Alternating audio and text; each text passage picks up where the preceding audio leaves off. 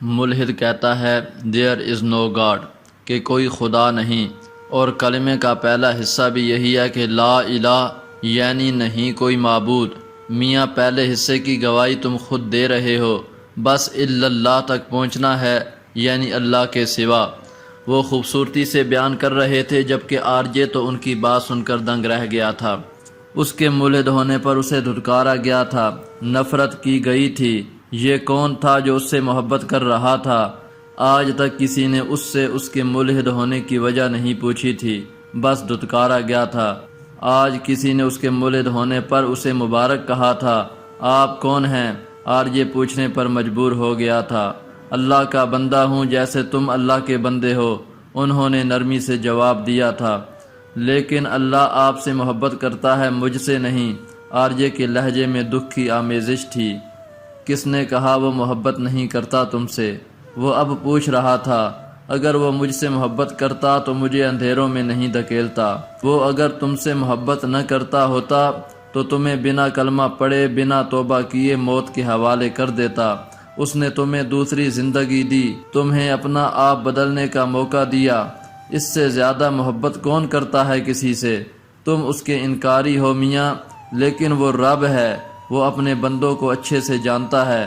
اس نے تمہیں آزمائش میں ڈالا ہے اور یقیناً انعام بہت بڑا رکھا ہوگا۔ کہتے ہیں نیک لوگ پھولوں کی طرح ہوتے ہیں، جو بھی ان کے قریب ہوتا ہے وہ اسے خوشبوؤں سے معطر کر دیتے ہیں۔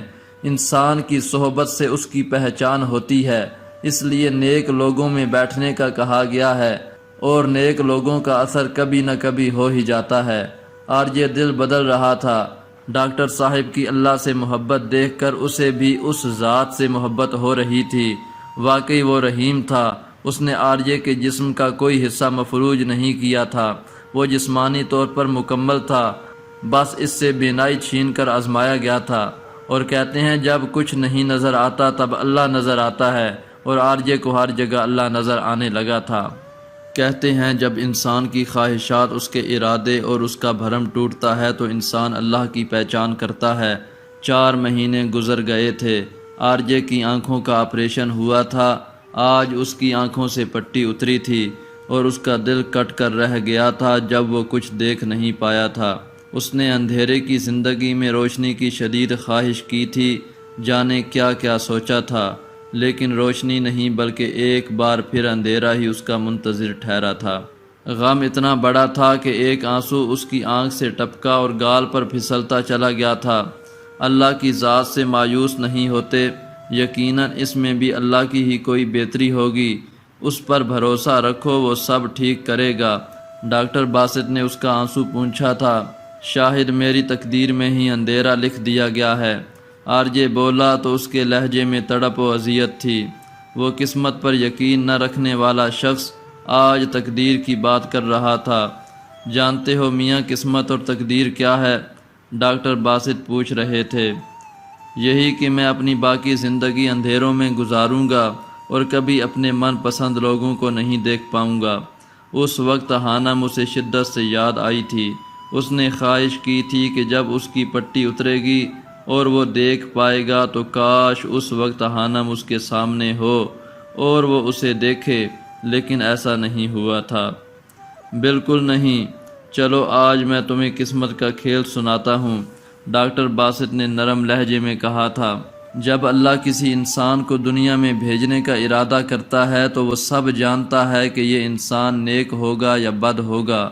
کچھ چیزیں انسان کی زندگی میں فکس ہوتی ہیں، جیسے انسان کا پیدا ہونا اور اس کا مرنا وغیرہ، جنہیں اللہ فکس لکھتا ہے اور جنہیں کوئی نہیں بدل سکتا۔ اور رہی بات باقی چیزوں کی تو سنو، اللہ تعالیٰ کے پاس علم الغیب ہے۔ جانتے ہو علم الغیب کسے کہتے ہیں؟ اس چیز کا علم رکھنا کہ مستقبل میں کیا ہونے والا ہے۔ قسمت یہ نہیں کہ اللہ نے لکھا تھا اس لیے تمہارا ایکسیڈنٹ ہوا۔ قسمت یہ نہیں کہ اللہ نے لکھا تھا کہ تم ایک ملحد بنو گے اس لیے تم ملحد ہو۔ اللہ تعالیٰ غیب کا علم رکھتا ہے اور وہ جانتا ہے کہ جس انسان کو وہ دنیا میں بھیج رہا ہے وہ دنیا میں جا کر کیا کرے گا، چونکہ اللہ کو پہلے سے علم ہوتا ہے کہ یہ انسان نیک بنے گا، اس لیے اسے نیک لکھا جاتا ہے۔ نہ کہ قسمت یہ کہ اللہ نے اس انسان کو نیک لکھا اس لیے وہ نیک بنا، ہرگز نہیں۔ اللہ پاک نے انسان کو فری ول دیا ہے، اسے سوچنے سمجھنے کی صلاحیت دی ہے اور گناہ اور نیک اعمال کرنے کی صلاحیت دی ہے، چونکہ اللہ پہلے سے جانتا ہے کہ ایک انسان دو راستوں میں سے غلط راستہ چنے گا۔ وہ ایک طرح سے اسکرین پر فلم کی طرح انسان کو دنیا میں بھیجنے سے پہلے جو وہ کرے گا سب دیکھ رہا ہوتا ہے، اور جو انسان کرتا ہے اللہ وہی لکھتا ہے۔ اگر ایک میجر دو پائلٹس جنہوں نے نیا جہاز اڑانا سیکھا ہو، ان میں سے ایک پائلٹ کو کہے کہ یہ بہت اچھا جہاز اڑائے گا، جبکہ دوسرے کو کہے کہ اس کا جہاز گر جائے گا، اور جب واقعی وہ دونوں جہاز اڑائیں اور پہلے والا اچھی اڑان بھرے جبکہ دوسرے والے کا جہاز کریش ہو جائے اور وہ مر جائے، تو کوئی بھی اس کے جہاز کے کریش ہونے کا الزام میجر پر نہیں لگا سکتا۔ میجر نے صرف پیشن گوئی کی تھی کیونکہ اس نے دوسرے پائلٹ کو دوران ٹریننگ جہاز پر کم توجہ دیتے دیکھا تھا۔ کوئی یہ نہیں کہہ سکتا کہ میجر نے کہا تھا اس لیے اس کا جہاز کریش ہوا، بالکل نہیں۔ ڈاکٹر باسط نے ایک گہرا سانس لیا تھا، آرجے غور سے انہیں سن رہا تھا۔ تو میاں اللہ کو پتہ ہوتا ہے کہ اس انسان نے دنیا میں جانے کے بعد توحید سے انکار کرنا ہے، تو اللہ اسے کافر لکھتا ہے، لیکن وہ اسی انسان کو سوچنے سمجھنے کی صلاحیت دیتا ہے۔ جو لوگ کافر سے مسلمان ہوتے ہیں یہ بھی اللہ کو پہلے سے علم ہوتا ہے، اس لیے اللہ لکھتا ہے کہ یہ ایک وقت پر مسلمان ہوگا، کیونکہ اللہ کو پتہ ہوتا ہے کہ یہ انسان ایک وقت میں میری کھوج کرے گا اور پھر ایمان لے آئے گا، اس لیے اللہ تعالیٰ اس کی تقدیر میں مسلمان ہونا لکھتا ہے، نہ یہ کہ اللہ نے اس کی تقدیر میں مسلمان ہونا لکھا اس لیے وہ ہو گیا۔ اللہ یہ بھی جانتا ہے کہ کس انسان پر کون سی مشکل آئے گی اور پھر وہ انسان دعا مانگے گا، چونکہ اللہ کو پہلے سے پتہ ہوتا ہے کہ یہ انسان دعا مانگے گا، تو اللہ لکھ دیتا ہے کہ یہ ایک وقت پر مصیبت کے ٹل جانے کی دعا مانگے گا، لہٰذا اس انسان پر سے اس مصیبت کو ٹال دیا جاتا ہے۔ اس کو کہتے ہیں دعا سے تقدیر بدلنا۔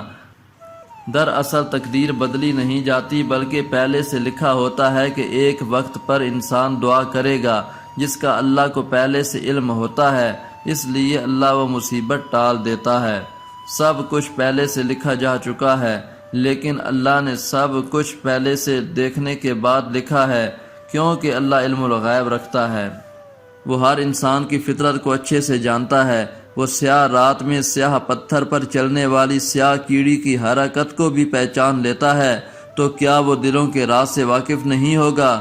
کیا وہ اپنے پیدا کردہ انسان کی فطرت سے لا علم رہ سکتا ہے؟ نہیں، ہرگز نہیں۔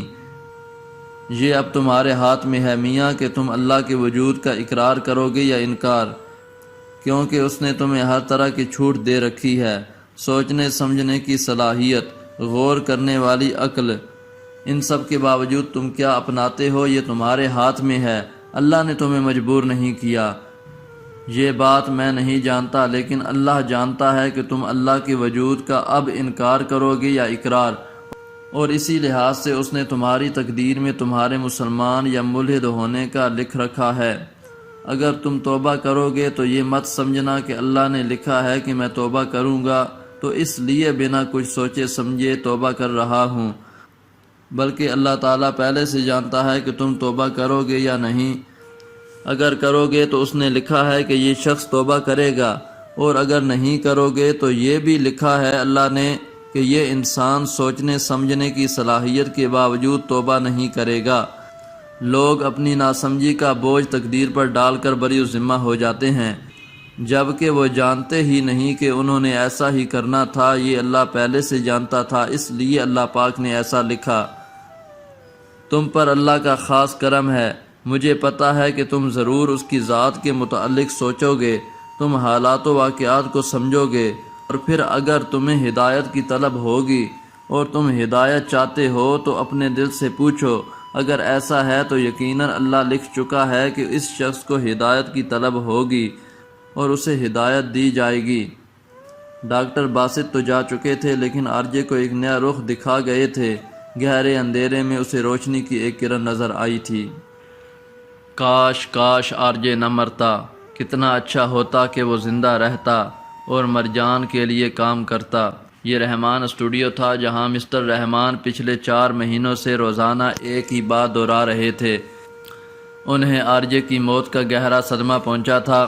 ابھی تو انہوں نے آر جے کی آواز میں وہ جادو محسوس کیا تھا جس کی انہیں تلاش تھی، اور اس سے پہلے کہ وہ اس جادو کو قید کر سکتے وہ شخص ہی مر گیا تھا۔ کتنے ہی لوگ تھے جو مسٹر رحمان کی طرح آر جے کی موت کا غم منا رہے تھے، جبکہ کچھ لوگ ایسے بھی تھے جو کہہ رہے تھے کہ ایسے لوگوں کو ایسی ہی بھیانک موت ملتی ہے، اور پھر ایسے گناہگار کافر لوگ ساری عمر جہنم میں سڑتے ہیں۔ بنا اپنے اعمال کا جائزہ لیے ہر شخص اس کی ذات پر تبصرہ کر رہا تھا، اور ایک آر جے تھا جو اندھیروں میں روشنی کو تلاش کر رہا تھا، بنا یہ جانے کہ لوگ اس کے متعلق کیسی کیسی باتیں بنا رہے تھے۔ جانے لوگ اپنا تجزیہ کیوں نہیں کرتے۔ جب دل تمہارا اپنا ہو پر باتیں ساری اس کی ہوں، جب سانسیں تمہاری اپنی ہوں اور خوشبو آتی اس کی ہو، جب حد درجہ مصروف ہو تم وہ یاد اچانک آئے تو، جب آنکھیں نیند سے بوجھل ہوں تم پاس اسے ہی پاؤ تو، پھر خود کو دھوکہ مت دینا اور اس سے جا کے کہہ دینا اس دل کو محبت ہے تم سے، اس دل کو محبت ہے تم سے۔ وہ آنکھیں بند کیے صوفے سے ٹیک لگائے بیٹھا تھا، چہرے پر ایک ہلکی سی مسکراہٹ پھیلی تھی۔ یقیناً تصور میں وہ کسی کو اپنے بہت قریب محسوس کر رہا تھا۔ کیا سوچ رہے ہو روحان؟ کس کے خیالوں میں گم ہو؟ اچانک مقدس نے اسے پکارا تھا۔ وہ کب سے اس کے سامنے بیٹھی اسے خیالوں میں مگن دیکھ رہی تھی۔ وہ ایک دم سیدھا ہوا تھا۔ ارے مقدس آپی، آپ کب آئیں؟ آر جے کی کوئی بڑی بہن نہیں تھی؟ جب مقدس نے اسے اپنا منہ بولا بھائی کہا تھا، تب سے آر جے کے دل میں اس کے لیے جگہ بڑھ گئی تھی۔ وہ اسے آپی کہتا تھا اور اسے یہ اب محسوس ہوا تھا کہ رشتے کتنے خوبصورت ہوتے ہیں۔ مدیہ اسے بھائی بھائی کہتی تھی۔ وہ اکثر اس کا دماغ خراب کر کے رکھتی تھی، لیکن اب تو مہینے گزر گئے تھے کسی اپنے کی آواز سنے۔ اسے اب احساس ہوا تھا کہ اپنے اپنے ہی ہوتے ہیں۔ اب کوئی فون کر کے اسے ڈانٹنے والا نہیں تھا، کوئی اسے گدھا کہنے والا نہیں تھا۔ ہمارا المیہ ہے جب تک ہم سے نعمتیں چھن نہیں جاتی ہمیں ان کی قدر نہیں ہوتی۔ تب آئی جب تم کسی کو محسوس کر کے مسکرا رہے تھے، مقدس نے شرارت سے کہا تھا۔ آر یہ پھیکی سی ہنسی ہنس دیا تھا۔ دعا کریں میری بینائی لوٹ آئے، بہت کچھ دیکھنے کی شدت سے خواہش پیدا ہو چکی ہے۔ وہ جانے کس جذبے کے تحت کہہ رہا تھا۔ انشاءاللہ سب ٹھیک ہوگا، مقدس نے پورے یقین سے کہا تھا۔ آر جے حیران ہوتا تھا۔ وہ دونوں میاں بیوی نہ تو اس پر غصہ کرتے تھے اور نہ نفرت کرتے تھے، بے لوث محبت کرتے تھے۔ اسے احساس ہو رہا تھا خدا کی بنائی گئی کائنات میں اچھائی اپنے پورے وجود کے ساتھ موجود تھی۔ آج صبح سے ہی موسم کافی خوشگوار تھا۔ ٹھنڈی ٹھنڈی ہوائیں روح کو معطر کر رہی تھیں۔ گرمی کا موسم رخصت ہونے کو تھا۔ 9 ستمبر کا دن تھا۔ آر جے کو اچھی طرح یاد تھا یہ ہانم کا جنم دن تھا۔ اسے سمجھ نہیں آ رہا تھا کہ وہ خوش ہوئے یا روئے۔ آج ڈاکٹر باسط بھی گھر ہی پر تھے۔ وہ اس کا ہاتھ پکڑ کر کمرے سے باہر نکال لائے تھے۔ وہ آر جے کو کمرے میں بند رہنے سے منع کرتے تھے۔ یہاں نیچے بیٹھو نرم گھاس پر، دیکھو نیچے بیٹھنا کتنا سکون دیتا ہے۔ انسان کو اپنے عاجز ہونے کا احساس ہوتا ہے۔ وہ لان میں رکھی کرسیوں کو چھوڑ کر صاف ستھری نرم و ملائم گھاس پر بیٹھ چکے تھے۔ بہت بہت شکریہ ڈاکٹر صاحب، آپ سے رشتہ کیا ہے میں نہیں جانتا، لیکن آپ کو سننا اچھا لگتا ہے۔ شاید موسم کا اثر تھا یا خوبصورت دن کا، آر یہ خوش دلی سے کہہ رہا تھا۔ چلو میاں، آج اس خوبصورت موسم میں تمہیں سب سے خوبصورت کلمات سناتا ہوں، اپنی سب سے من پسند صورت۔ کیا سننا چاہو گے ترجمہ کے ساتھ میری پسندیدہ ترین آیات کو؟ وہ پوچھ رہے تھے۔ جی ضرور، آر جے نے اس بات میں سر ہلایا تھا۔ ڈاکٹر باسط حافظ قرآن تھے اور اس وقت باوضو تھے۔ انہوں نے خوبصورتی سے پڑھنا شروع کیا تھا۔ بسم اللہ الرحمن الرحیم، شروع اللہ کے نام سے جو بڑا مہربان و نہایت رحم کرنے والا ہے۔ آر جے کے ذہن میں ایک دھماکہ ہوا تھا۔ اسے وہ محلے کی مسجد یاد آ گئی تھی جس میں بچے زور زور سے سر ہلا کر پڑھتے نظر آ رہے تھے۔ وہ خود بھی انہی بچوں میں شامل تھا۔ جن لوگوں نے کفر کیا اور لوگوں کو اللہ کے راستے سے روکا، اللہ نے ان کے اعمال باطل کر دیے۔ سورۃ محمد کی آیت نمبر 1۔ یہ سورۃ محمد تھی، ڈاکٹر باسط کی پسندیدہ ترین سورت تھی۔ جو لوگ ایمان لائے، نیک عمل کرتے رہے اور جو کتاب محمد صلی اللہ علیہ وآلہ وسلم پر نازل ہوئی اسے مانتے رہے، جو کہ ان کے رب کی طرف سے برحق ہے، ان کے گناہ دور کر دیے گئے اور ان کی حالت سنوار دی گئی۔ آرجے کو اپنے جسم پر رونگٹے کھڑے ہوتے محسوس ہو رہے تھے۔ اسے ایک عجیب سا جانا پہچانا احساس ہو رہا تھا، اور جو لوگ کافر ہیں ان کے لیے آخر کار ہلاکت ہے اور وہ ان کے اعمال کو برباد کر دے گا۔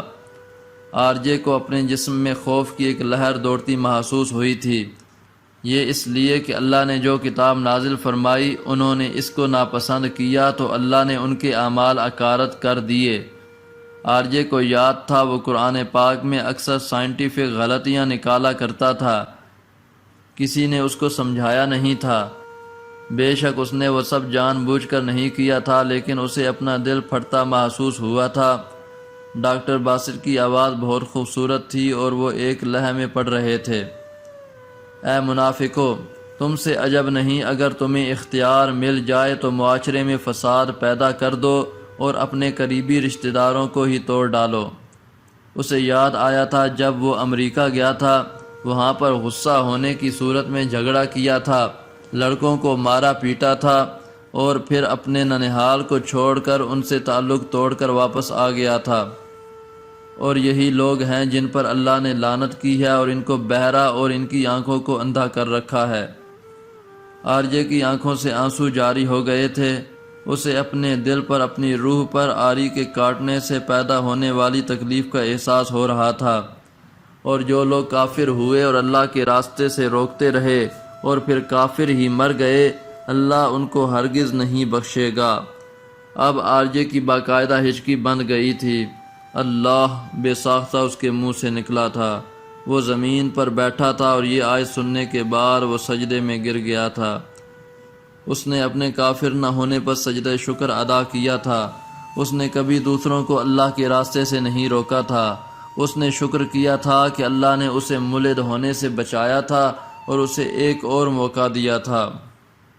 کافر وہ لوگ ہوتے ہیں جو اللہ کا انکار کرتے ہیں اور باقی بتوں اور دوسری چیزوں کو خدا مانتے ہیں۔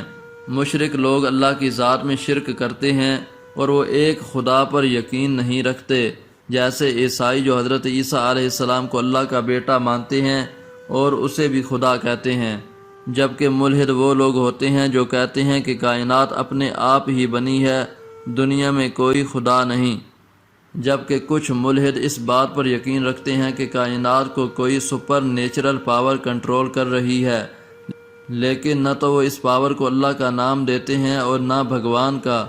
اور تم ہمت مت ہارو اور اسلام کی دعوت دیتے رہو، آخر کار تم غالب رہو گے اور اللہ تمہارے ساتھ ہے، وہ ہرگز تمہارے ان اعمال کو بلا نتیجہ نہیں چھوڑے گا۔ یہ آیت نمبر 35۔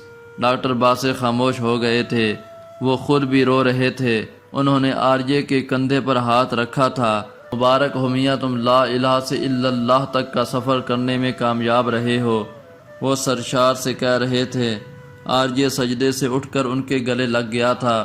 آج اس خوبصورت موسم میں جب ہوائیں بھی سلام کرتے ہوئے گزر رہی تھیں، اس نے کلمہ توحید پڑھا تھا۔ اس نے اللہ، اس کے رسول صلی اللہ علیہ وآلہ وسلم کو دل و جان سے قبول کر لیا تھا۔ وہ اسلام کی طرف ریورٹ ہو گیا تھا۔ آرجے مر گیا، ختم ہو گیا وہ شخص جو خدا کے وجود سے انکاری تھا۔ روحان جبیل زندہ ہو گیا ہے، اور تمہیں پتہ ہے روحان جب ایک انسان دائرہ اسلام میں داخل ہوتا ہے تو اس کے پچھلے تمام گناہوں کو مٹا دیا جاتا ہے، اس کی برائیوں کو نیک اعمال میں بدل دیا جاتا ہے، اور وہ اس طرح گناہوں سے پاک ہو جاتا ہے جیسے ابھی جنم لیا ہو۔ اور اس لیے تم آج سے روحان ہو، روحان جبیل، روحوں جیسا پاک و صاف۔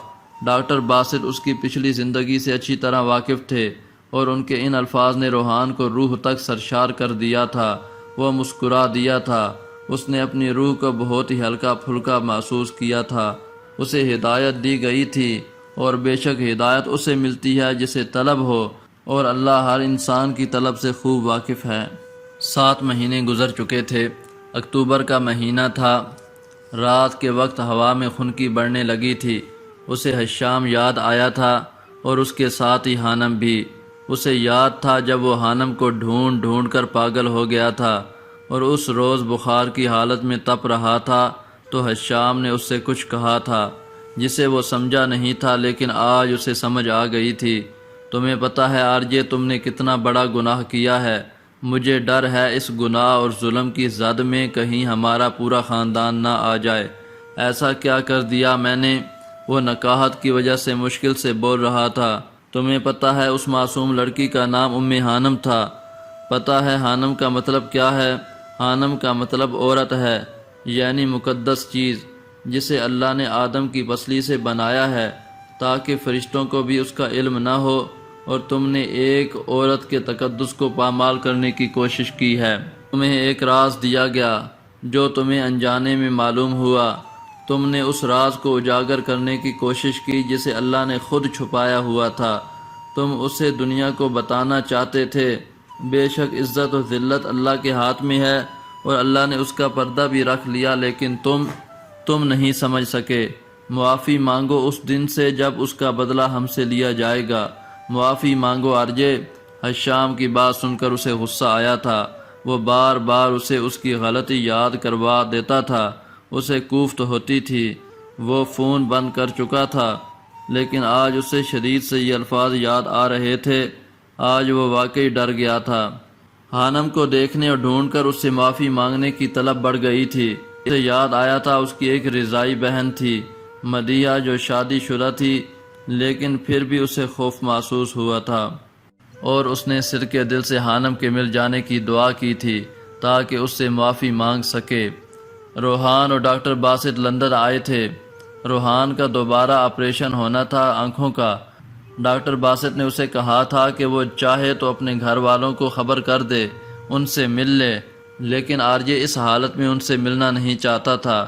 اس نے ابھی ملنے سے انکار کر دیا تھا اور یوں ڈاکٹر باسط اس اکیلے کو ہی لندن لے گئے تھے۔ مجھے کچھ دیر لان میں بٹھا دیں، میں ٹھنڈی ہوا میں سانس لینا چاہتا ہوں، تب تک آپ ڈاکٹر سے رپورٹس کے متعلق بات کر لیں۔ آرجے کی بات سن کر ڈاکٹر باسط اسے لان میں رکھے پتھر کے بینچ پر بٹھا کر خود ہاسپٹل کے اندر چلے گئے تھے۔ وہ لوگوں کی آوازیں سن سکتا تھا، محسوس کر سکتا تھا، لیکن دیکھ نہیں سکتا تھا۔ وہ اندر سے ہی نہیں باہر سے بھی بدل چکا تھا۔ تم احسن کو لے کر اندر جاؤ، میں ذرا فون سن کر آتا ہوں، اس نے اپنے ایک دوست کو کہا تھا جو دوسرے دوست یعنی احسن کو لے کر اندر کی جانب چلا گیا تھا۔ یہ حشام تھا جو لندن اپنے دوستوں کے ساتھ ٹور پر آیا تھا۔ احسن کی طبیعت خراب تھی، اس کی آنکھیں کچھ دنوں سے سوجن کا شکار تھیں۔ وہ اسی کے چیک اپ کے لیے آئے تھے۔ حشام جیسے ہی فون کال ریسیو کر کے لان میں داخل ہوا تھا، سامنے پتھر کے بینچ پر بیٹھے وجود کو دیکھ کر دنگ رہ گیا تھا۔ وہ آرجے تھا، اس کا سب کچھ۔ وہ کتنی ہی دیر بے یقینی سے اسے دیکھتا رہا تھا، پھر جیسے سکتہ ٹوٹا تھا۔ آرجے، وہ خوشی سے چلایا، اس کی طرف دیکھ رہا تھا۔